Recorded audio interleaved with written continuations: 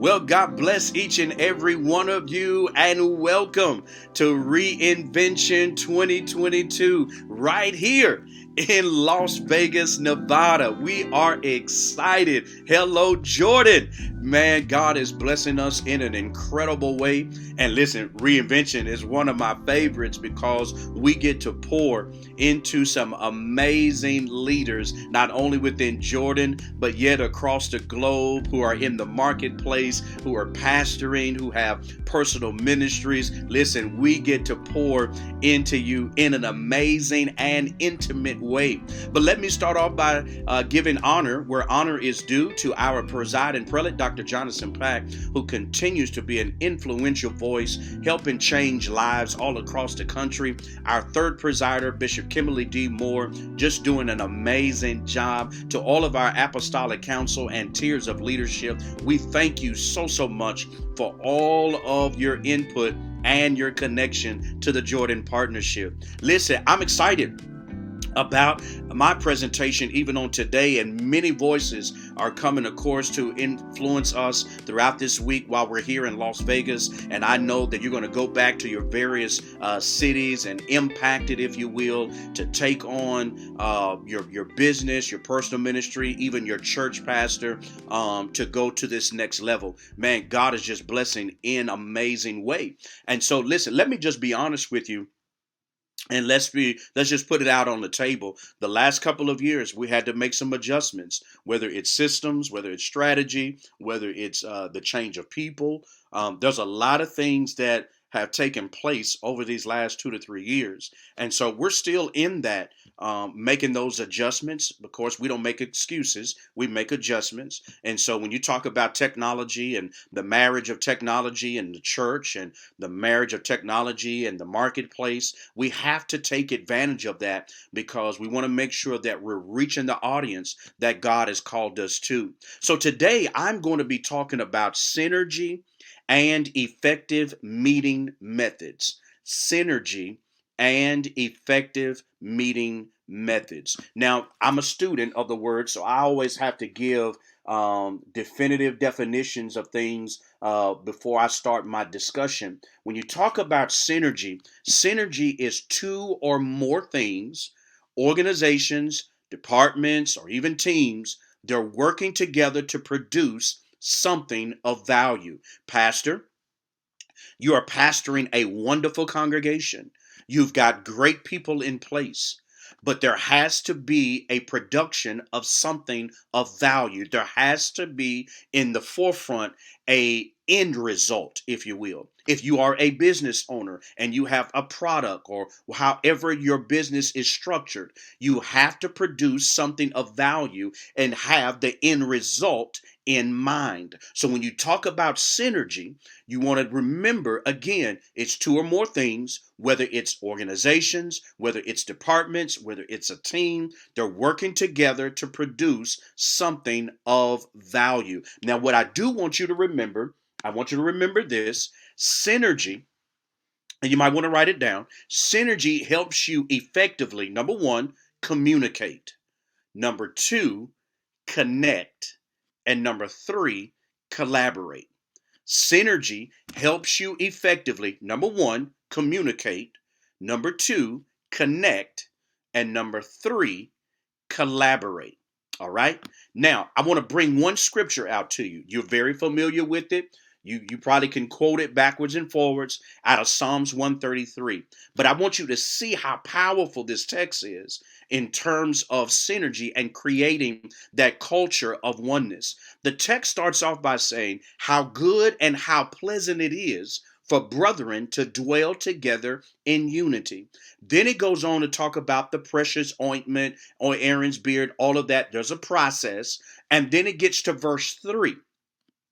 Verse 3 says, and there is where the Lord commanded the blessing, which is the end result. Remember, let's go back. Synergy, two or more things, whether it's an organization, department, team, working together to produce something of value or something of an end result. Okay, so when you look at Psalms 133, the text starts off by saying how good and how pleasant it is, right? For brethren to dwell together in unity, oneness, okay? Unity, synergy, all right? Precious ointment, process. But at the end, the text says, and there the Lord commanded the blessing, which is the end result. The end result could not have happened if verse 1 wouldn't have stated that there was a culture of oneness and unity. What are you saying, Bishop Jones? I'm saying to you, Pastor, I'm saying to you, business owner, if you have a collaboration of team members or people on your team, there has to be a culture of oneness. There has to be a culture of synergy. Because I would argue, you could have people who are competent. You could have a lot of people that are competent. You could have a lot of people who understand cadence, which means they understand the rhythm in terms of how your organization goes or how your business runs. They can understand the rhythm. They're competent. They understand what they're doing. But if there's no chemistry in the culture, then your end result or the production of something valuable won't come to pass. Because instead of you creating chemistry, there's chaos.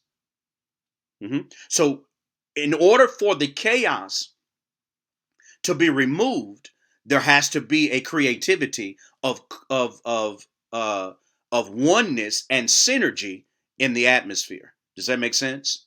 Let me give you an example, real simple, because um, human synergy relates to human. So let me give you this real simple example.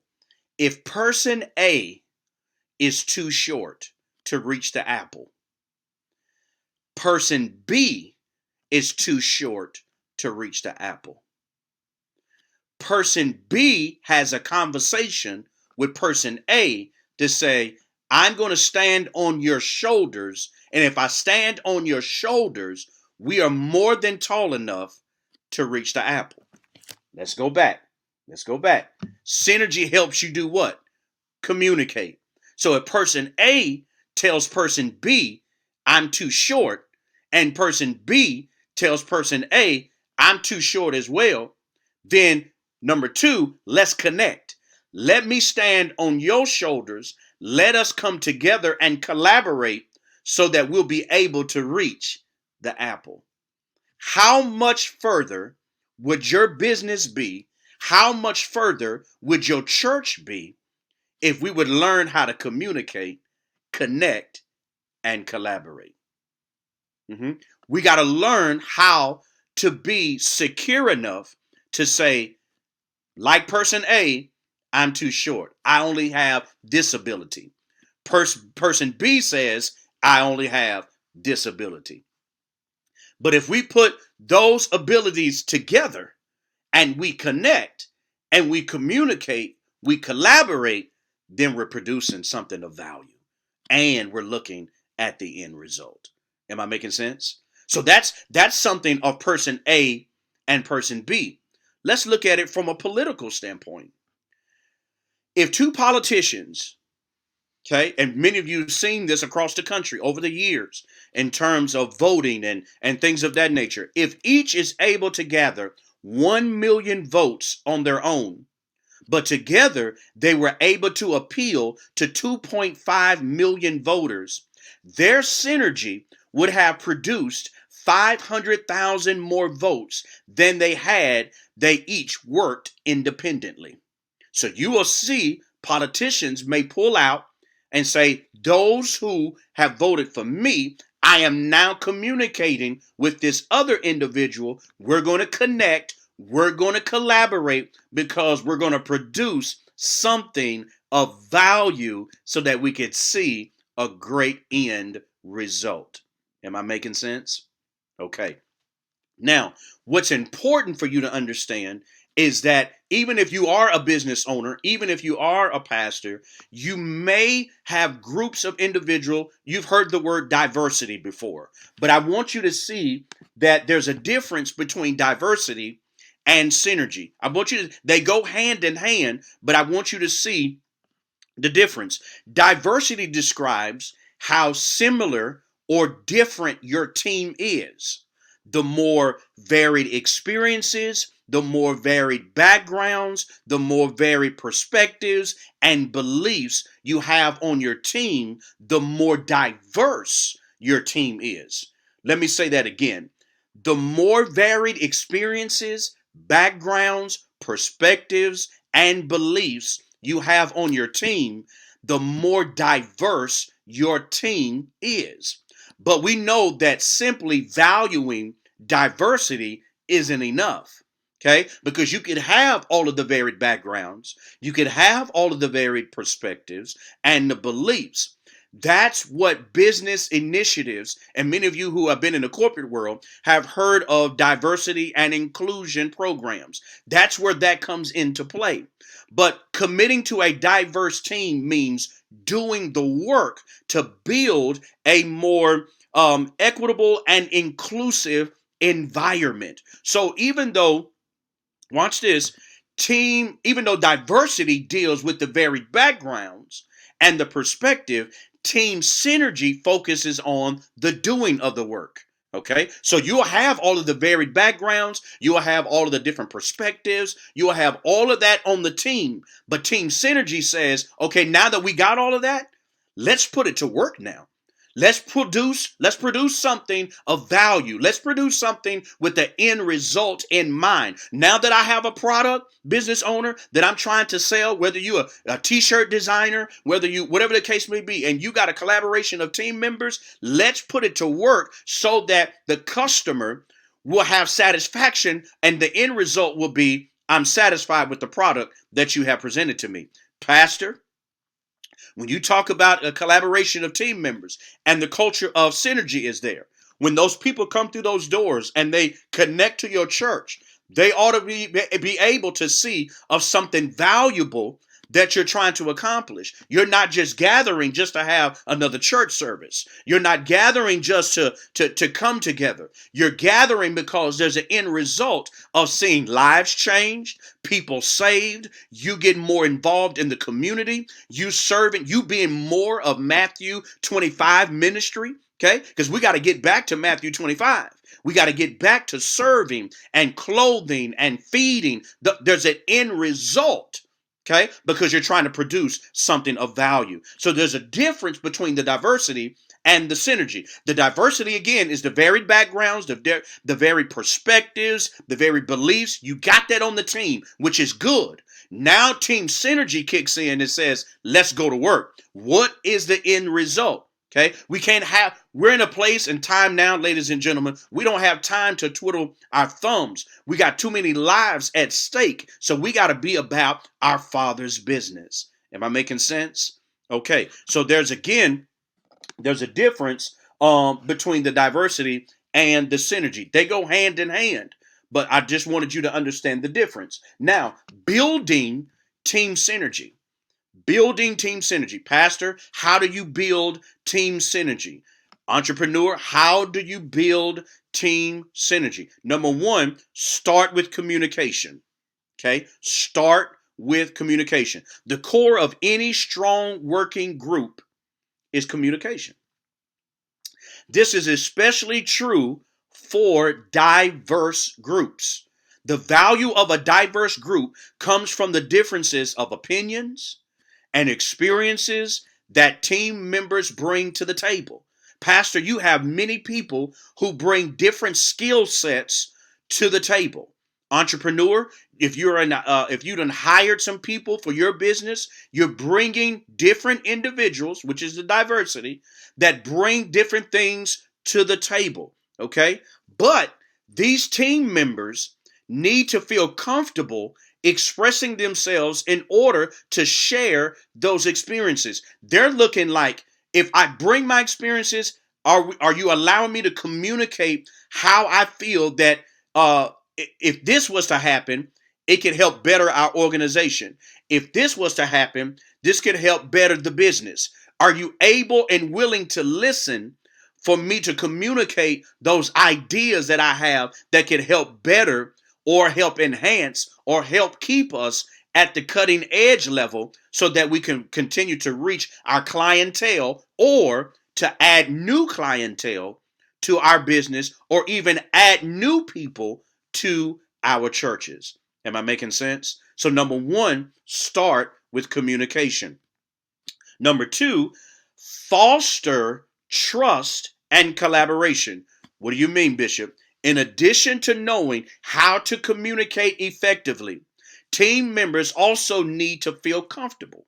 Okay, I just kind of said that. I don't want to be redundant. Make sure you're making space for team members to bring their full selves, because sometimes people won't bring their full selves because they feel like you're not going to listen to their idea or you're not going to listen to what they have to say. So they're half way in, if you will. But you want them to be all in concerning your church. You want them to be all in concerning your business. Okay? So you have to, though, model this so that they can understand that these best practices that you're putting forth, they'll be able to gravitate and feel comfortable on presenting their ideas. So to foster collaboration, here's what you need to invite. You need to invite co-creation. Write that down. Co-creation. Okay? A key part of team synergy is working on things together to produce something each individual wouldn't be able to do on their own. To do this, don't just tell team members to work together on a project. Okay? Instead, hold brainstorming sessions and invite discussion, open to new ideas, if you will, and open the door even to disagreement. Even to disagreement. I know that sounds oxymoronic, but even open the door to disagreement, because you'll never know if it's never put out on the table. Am I making sense? So number one, to build team synergy, start with communication, foster the trust. They got to trust you. Okay. And number three, set group norms. Now, this is a term. Group norms are the unspoken rules that guide how team members interact. Even if you don't set group norms, they will naturally develop as your team works together. This is how you set the tone of your leadership. You give them the directives, whether unspoken or spoken. They know how to operate. They know the rules and regulations of your organization. They know the things that you are expecting. Okay? But when they're clear and concise, they'll be able to take that and grasp it and run with it. There's no speculation on what needs to happen. There's no speculation in terms of the behavior pattern of that particular organization, because you have set group norms intentionally. Okay? But by proactively setting group norms, you make it easier for your team to collaborate. Because bringing the unspoken rules out in the open, it reduces guesswork. That means that they guess that's what you want from them. That they guess that that's how we operate. No, they'll know that's how we operate. They'll know from a pastor standpoint. My team knows that when somebody new comes in, how we operate and how we flow and how we greet and things of that nature. They know that. There's no second guessing that. Am I making sense? Okay. So again, it reduces guesswork and uncertainty. So team members can spend less time worrying and more time getting their collaborative and their high impact work done. They can get things accomplished and be less worried about the uncertain things. Okay, so number one, how to build team synergy. Start with communication. Okay, create that culture of communication. Number two, foster the trust and collaboration.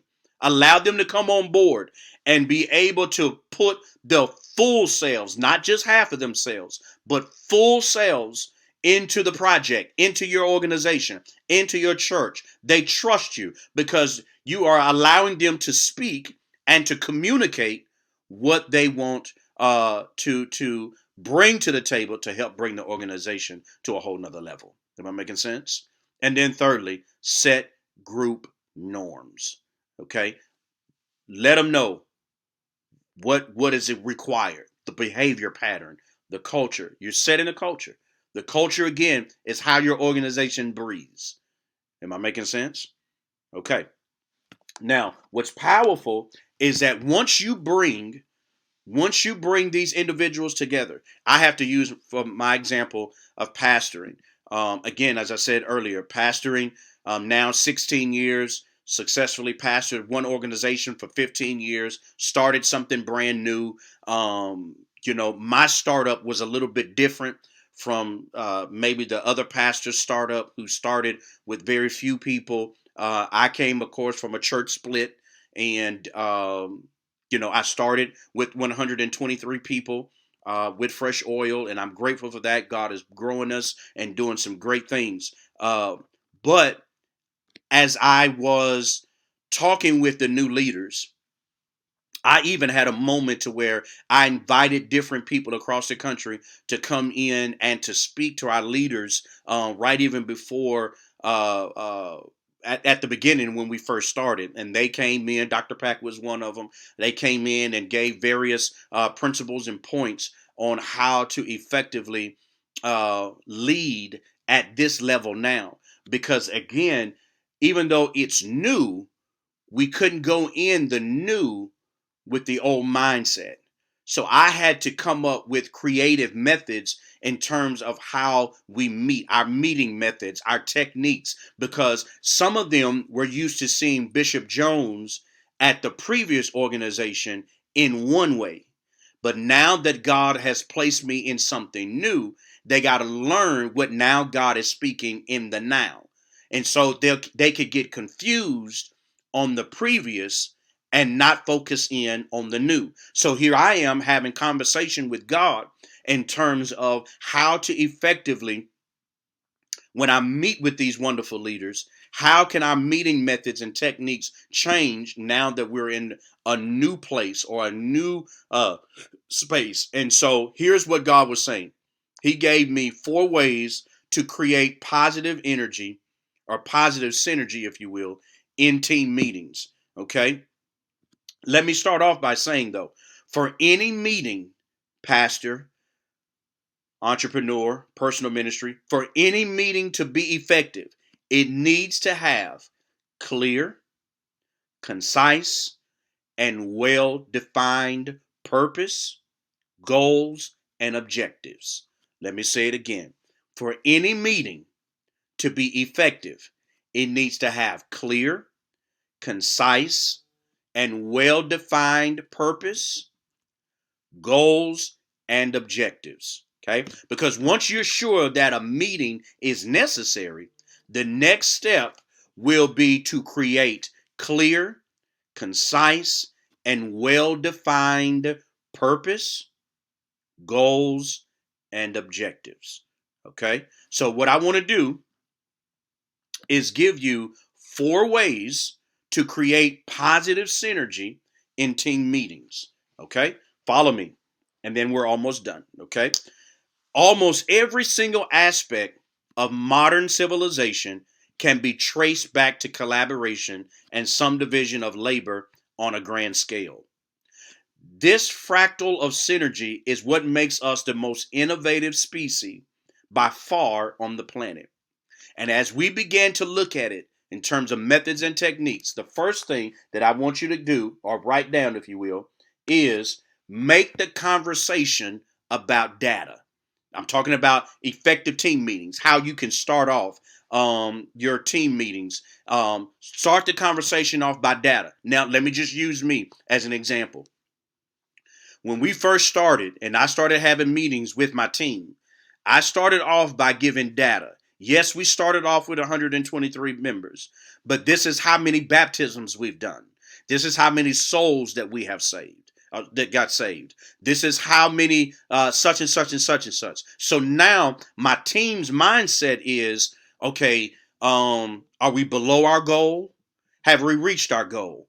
What do we need to do in order to get the 25 baptisms? What I start the conversation off by data, because after it's all said and done, it's time to make it clear that we're getting down to business. Yes, we've started a ministry, okay, but we've got to effectively impact the people that God is allowing us to come in contact with. So I start my meetings off by sharing with them the data. This is where we are. This is how much we've taken in terms of our funds. Because I'm in a place now, I'm in a temporary location. And I have a CFO with me that is looking at our numbers to say, okay, Bishop, this is what we're needing in order to go to such and such and such and such. Because if I leave the gymnasium where I am right now, I want to make sure that the data that I continue to communicate with my team members, that's in the forefront. Because if we make the move, I want to make sure, yes, I understand faith and all of that, but I want to make sure that those things are in place. So once you put the data in place, all the data related to the conversation should be discussed right in this moment, because emotional and opinionated talk should be discouraged and put aside in favor of empirical discussion. This pushes everyone towards a data-driven mentality. Okay, whether it's your business, same thing. How much product have you been selling? Okay, are you low? How many T-shirts have you sold? However your business is structured, start the conversation by data, because you're getting down to business. Okay, effective team methods. Just some suggestions to help you with effective meetings. Number one, start the conversation with data. Number two, steer towards inclusiveness. Because now you have started to see some changes. Okay, it's time to breathe a little bit. It's time to breathe life into them so that they may transform into flames. Because sometimes your team members or even your leaders could become cold. And so you want to steer towards that inclusiveness and get them more involved. Because, matter of fact, John Maxwell said it like this: you can tell the temperature of your leader by putting a thermometer in their mouth. You can tell the temperature of your leader or your worker for your business by putting a thermometer in their mouth. If they feel that they're inclusive in terms of their involvement with the organization or with the business, they're hot, because that's all they're talking about. They're talking about the church. They're talking about the business. You can't beat them on social media sharing about the church, sharing about the business, because they're hot. You can always gauge the temperature of a leader by putting a thermometer in their mouth. What are they speaking? What are they talking about? Okay? Because if the organization is steering towards this inclusiveness, then they feel a part of it and they'll talk about it. Okay? So do not allow people to dismiss each other's idea. Their idea is important. Don't dismiss it. Okay? Let them feel inclusive. Okay? And make sure that you are as attentive to all of them as possible. All the ideas may not work for that moment, and that's okay. But at least be attentive so they know that you are listening to them. Don't just be selective on listening to a few people concerning your organization. Hear the hearts of those. Steer towards that inclusiveness. Am I making sense? Even if an idea sounds objectively weak, try to expand on it for a moment. And if all else fails, just acknowledge the idea and move on to the next one. Okay? But at least make that individual inclusive of what you're trying to accomplish. Because remember, going back to Psalms 133, and there the Lord commanded the blessing. So it may work, it may not work, but you're steering towards the inclusiveness. Am I making sense? All right. So number one, okay, make the conversation about data. I'm trying to give you effective meeting methods and techniques. Change the game. Change the game on how you meet. Use different things. So number one, start off by making the conversation about data. Okay. Number two, steer towards the inclusiveness. Okay. And then number three, build consensus through win-win thinking. The most productive meetings have some form of consensus between their attendees.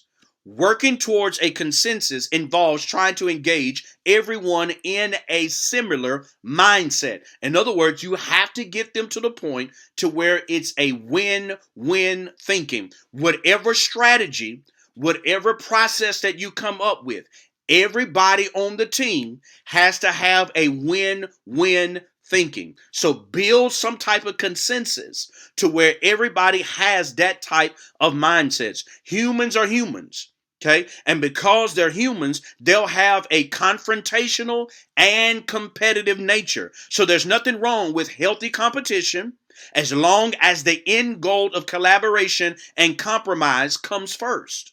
So in a team effort, everyone has to be on the same wavelength. There cannot be any hidden agendas. You have to keep them on a win-win thinking mentality. What is best for my church? What is best for this company? Okay, keep them on a win-win thinking mentality. It might actually take you a few meetings even to get there.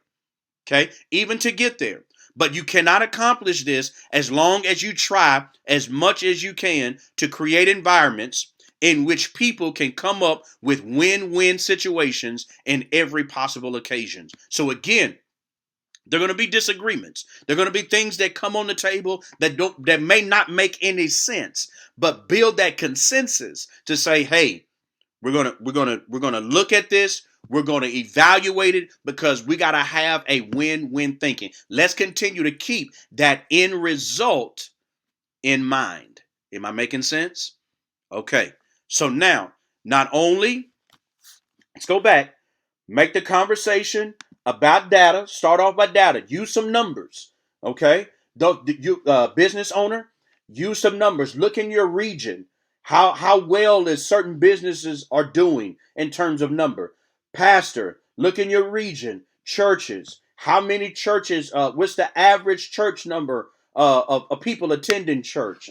What's the demographics of your area? Create that environment so that people will be able to get hungry about the assignment and about evangelism, about getting out there and doing things to help create a better environment concerning your church and concerning your organization. So number one, make the conversation about data. Number two, steer towards inclusiveness. Include them. Don't take away nobody's idea. Everybody's idea is important. Work through it. If it doesn't work, just acknowledge it and move on to the next. All right. And then number three, build consensus through win-win thinking. Everybody on your team has to have the same mindset. Am I making sense? The same mindset. They got to be on the same mindset and the same wavelength. Okay. But then number four is find common ground. Find common ground. It is inevitable that you will reach a point of entropy where conflict will overtake the discussion. It is at this point that you should actually avoid going into damage control mode as much as possible. If you want to solve conflict, backing down is only going to make things worse. You cannot back down. Confrontation will happen, but you got to find a common ground. Instead of trying to quell things or suppress things, focus on trying to find a common ground. Elevate yourself above the rest of the voices. You're a leader. Elevate yourself above the voices of everyone else and be assertive. Then, once you have everyone's attention, attempt to find where the dissent comes from. And after that, discover every point where everyone is in agreement and pick it up from there. You got to find common ground. In order for Psalms 133, how good and how pleasant it is for brethren to dwell together in unity. It's like the precious ointment, all of that. And the text says, and there the Lord commanded the blessing. If you want to see the blessing upon your business, the blessing upon your ministry. You got to be able to effectively, watch this, effectively create a culture of synergy and also be creative in terms of your meeting methods because it gets boring.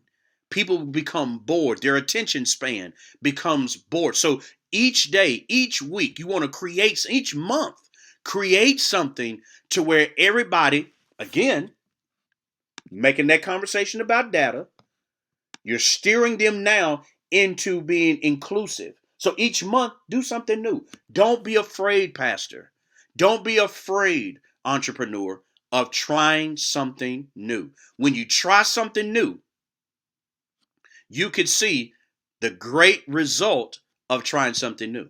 Because you're at a point, you can't pour new wine into old wine skin. And God is saying, listen, I want to do something amazing in you or amazing through your company, but you can't get caught up in boredom. You got to stay on the cutting edge. You got to be creative.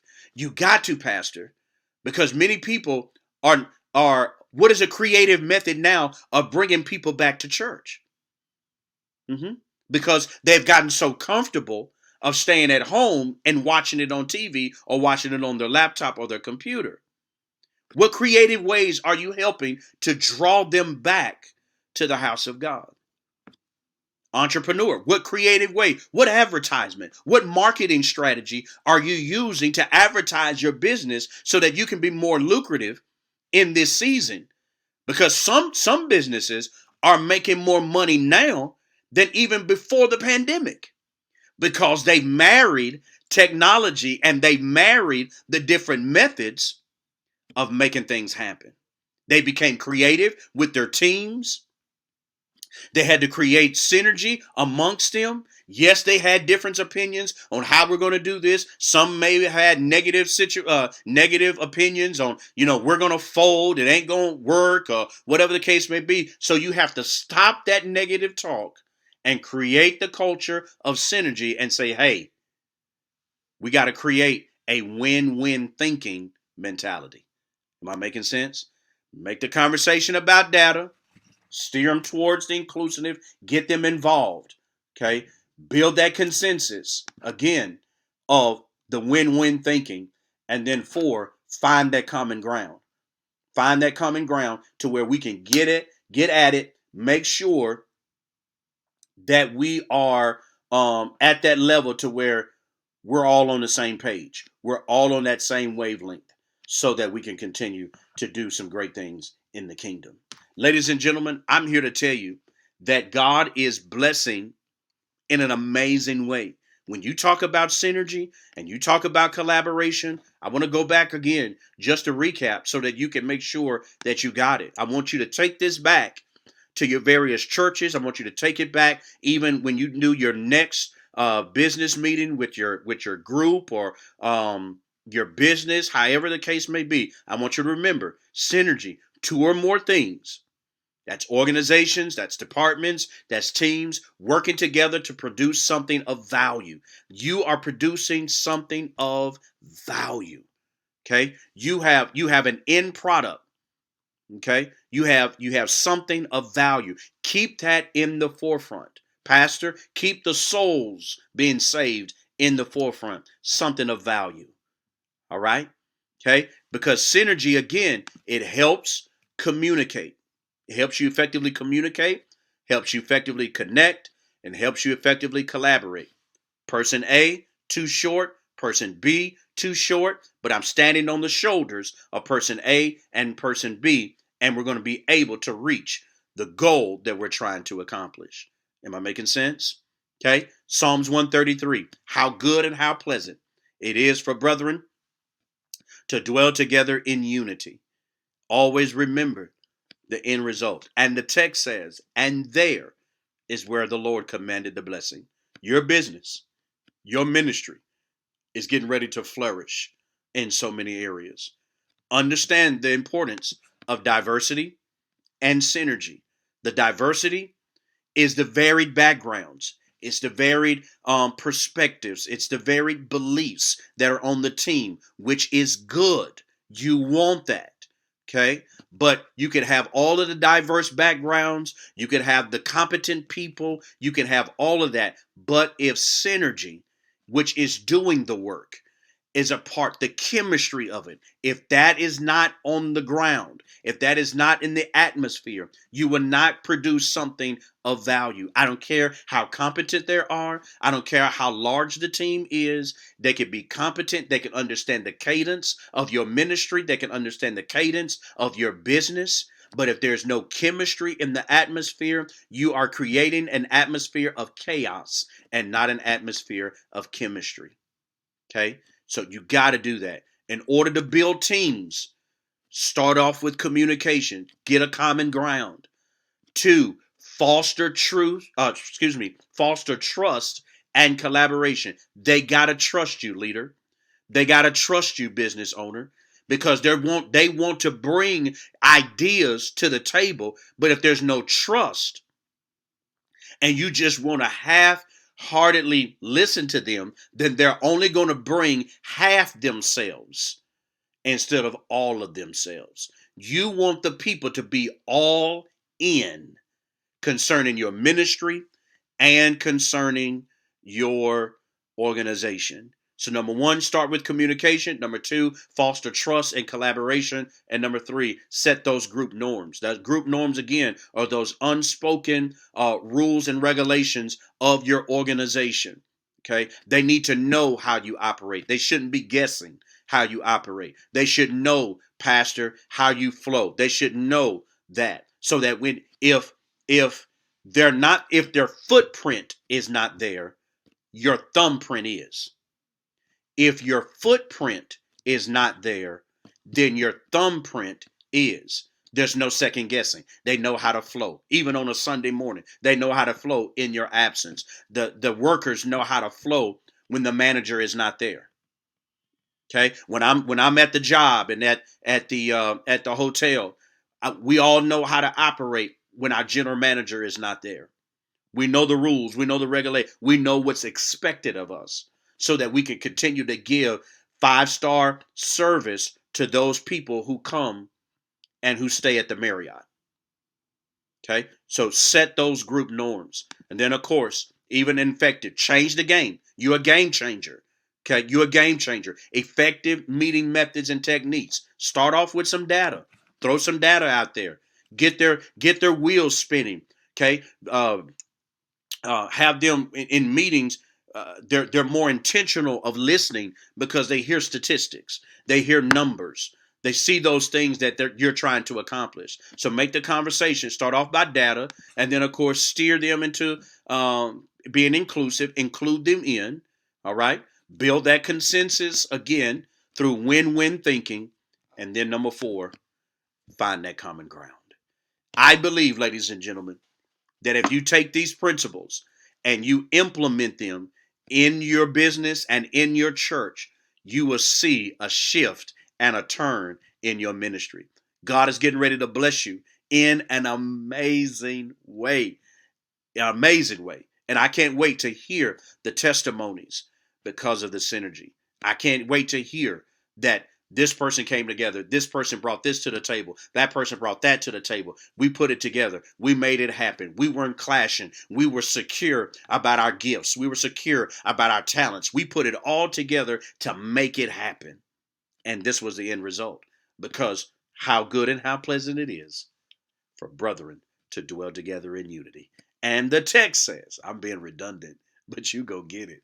And the text says, and there the Lord commanded the blessing. Get ready, Jordan. Man, God is about to command the blessing on your business and your ministry. Listen, enjoy the rest of ReINvention. So many other voices are coming to pour into you. Get ready, because God is about to bless you in an amazing way. We love each and every one of you.